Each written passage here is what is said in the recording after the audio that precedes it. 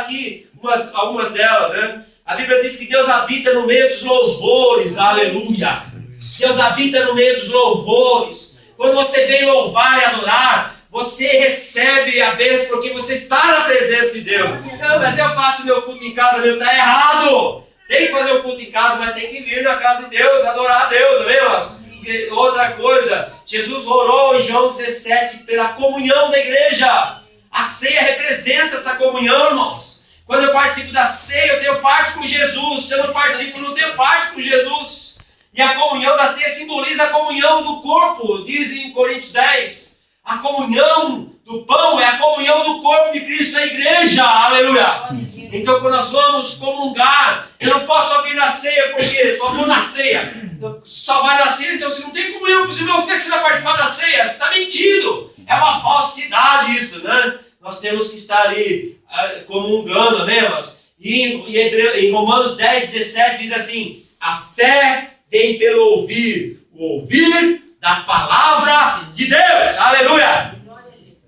Eu vou no culto, eu estou ouvindo a palavra. Irmãos, lá na Assembleia tem o pastor pregando. Deus tem dado uma direção para ele, para aquela igreja. Ali no mar tem o pastor pregando. Deus está dando uma direção para aquela igreja através daquele líder, o anjo da igreja. Lá na Batista tem um pastor pregando lá. Deus está dando a direção para aquela igreja através daquele anjo da igreja. A Quadrangular, outra igreja, Pentecostal, Brasil para Cristo. Amém, amados? Casa de oração, seja que for. Você tem que estar ligado na igreja, ouvindo a palavra que Deus está dando para aquela igreja. E se Deus colocou você ali, então você sabe a direção que Deus está levando você, amém, mano? Você está indo para a igreja naquela direção que Deus está levando de santidade. Então você tem que estar ligado numa igreja. Tem que estar ali firme numa igreja, ouvindo a palavra de Deus, amém?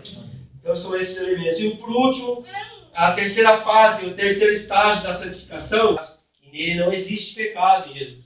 Todo aquele que permanece nele não vive pecando. Todo aquele que vive pecando não viu, nem conheceu. Isso tem um paralelo com o versículo 9, né? E aquele que é nascido de Deus não vive na prática do pecado. Versículo 9. Então a santificação progressiva leva você à santificação definitiva. Amém? E o último versículo é Filipenses 3, verso 20 e 21. Filipenses 3, verso 20 e 21. Nós vamos orar. Amém? O Senhor diz aqui, através de Paulo: a nossa pátria está nos céus, de onde também aguardamos o Salvador, o Senhor Jesus Cristo, o qual transformará o nosso corpo de humilhação para ser igual ao corpo da sua glória, segundo a eficácia do poder que ele tem de até subordinar a si todas as coisas. Então ele fala aqui no verso 21, quando Jesus vier, vai transformar seu corpo de humilhação para ser igual ao corpo da glória. Corpo glorioso. Não tem mais pecado. Não tem mais pecado. Se não tem pecado, por isso que fala, não tem dor, não tem enfermidade, não tem mais morte, não tem tristeza, não tem mais choro, não vai ter nem noite, porque a glória de Jesus é tão grande que não vai existir noite. Porque não vai precisar de noite, porque nosso corpo nunca vai se cansar mais, né, mas você quer chegar lá, amém? Amém? Então você tem que saber como chegar lá. Não só como é que vai ser lá, né? Como chegar lá? Santificai-vos hoje, amém, irmãos? O Senhor vai fazer maravilhas amanhã, amém, irmãos? Santidade.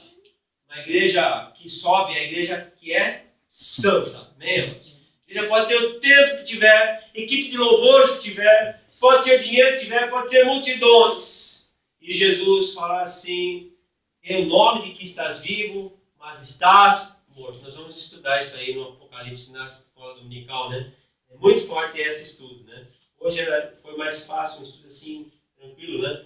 Mas vai entrar em algumas igrejas, falar sobre isso, falar sobre essas cartas também é para nós, né, irmãos? Para ser lidas, né? Estudadas.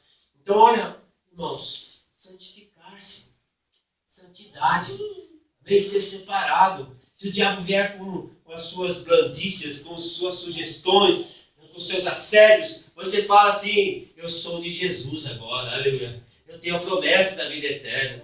Eu sirvo ao meu Deus. Eu sou do Senhor. Jesus, como que eu vou negar Jesus? Ele foi bispo de Esmirna, né, no 2º século. Como negaria Jesus se ele nunca faltou comigo? Agora eu vou negá-lo? E ele morreu martirizado, queimado vivo. Porque ou ele negava Jesus ou ele era lançado no fogo. Ele foi queimado vivo. Nós falamos, irmãos, que que um dos costumes do Império Romano, para torturar os cristãos, era lançar uma chapa cheia de, ou caldeirão de azeite. Teve uma serva do Senhor que ela foi assada no azeite, assim, como você joga um hambúrguer na chapa, assim. Essa mulher foi assim, fritada, né? Fritada ali, no azeite ali, em cima de uma chapa, morreu aos poucos, martirizada. Para que ela negasse Jesus, mas ela morreu e não negou o nome de Jesus.